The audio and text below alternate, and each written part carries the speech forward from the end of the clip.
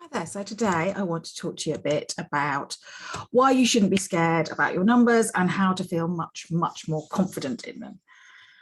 Okay, so lots and lots of business owners I speak to are not confident in their numbers. They're kind of scared. They kind of don't know what they're looking at. And I think that there's an awful lot of people who go into business because they're good at what they do, right? You are good at being a psychologist. You are good at creating beautiful art, right? And you're very creative. But when it comes to numbers, you're just like, oh, I haven't got a clue. Whereas I'm the opposite. I'm totally not creative at all. And I know my numbers inside out. But that's because that's my background. And that's what I do all of the time. And that's what I help other people do. So part of it, I think, is to kind of really think about your kind of money mindset and stuff like that, and think about, why do you tell yourself you can't understand your numbers? So everybody can understand the numbers. Most people's businesses, they're not excessively complicated. Yes, they're a bit more complicated if you've got a product business, but they're not so complicated that you can't get to grips with them. So if you're a service business, you really need to just look at your numbers. Stop being afraid of your bank account. Stop kind of hiding from what the reality is, because I think lots of us think that we've got this great business, but actually we're not paying ourselves and we're spending more than we've got in the bank, and it kind of just keeps on rolling on. Or it's a kind of hobby business which just doesn't really make you any money, and it's like, well, actually, could you just sit on the sofa and not spend any money, and would that be better and less stressful and all of those things than having a business? But that's not the case for most of us. We mostly want to be earning money. So I want you to stop telling yourself that you can't understand your numbers. And I want you to make a really big effort to look at your bank account. Go and look at it, and go and look at what goes in, what goes out, and really try to understand who's paying you regularly. Do you have people that don't pay you regularly? So do you have people who pay late all the time, in which case we need to look at ditching those clients.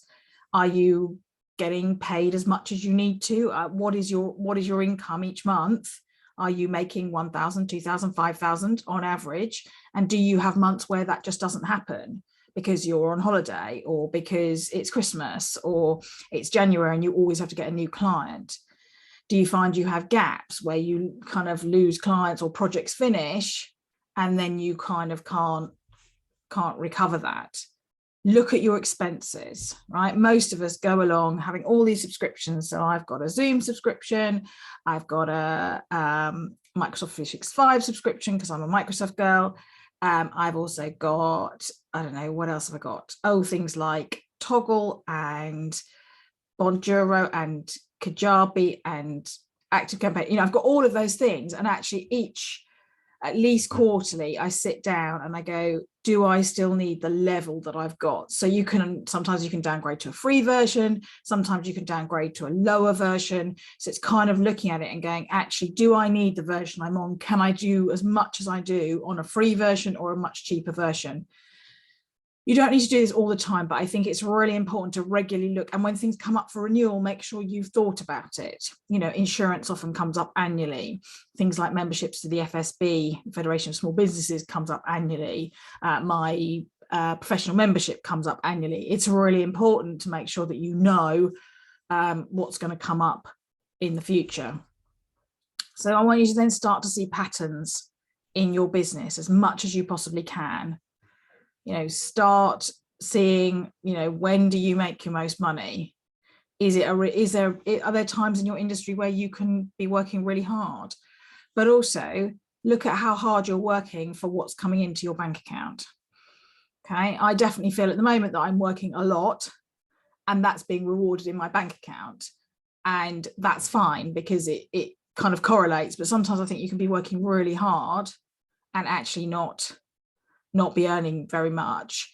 And also you can be doing all the client stuff and you still have to do, you know, I'm recording this video, this is time I'm not in front of a client. And it's really important to make sure that actually I'm still doing all the things that will generate more business in the future and not just focusing on the client. So I can't work 5 days a week on clients. In fact, I only work 4 days a week anyway. And I can't do all of that time on clients. So it's really important to get that sorted out in your head. And obviously, if you've not done my pricing calculator, you must do that to know how much you need to earn for everything. But you need to have these numbers in order to do that. So what I want you to take away from this is to be confident. Don't think about that you can't do it, that you were terrible at maths and all of that sort of stuff. Actually, most of the time, it's money coming in and money coming out. Okay, and it's just as simple as that, and keep it as simple as that in your head so it doesn't get complicated for you. But each month, at the end of each month, just have a look back through your bank account, just look on the app and just go, right, well, how much did I make in income, and how much did I spend out, and how much did I pay myself? Because actually, if you're not paying yourself, remember, really expensive hobby. So I hope this was useful. Let me know what you thought, and I will see you all soon.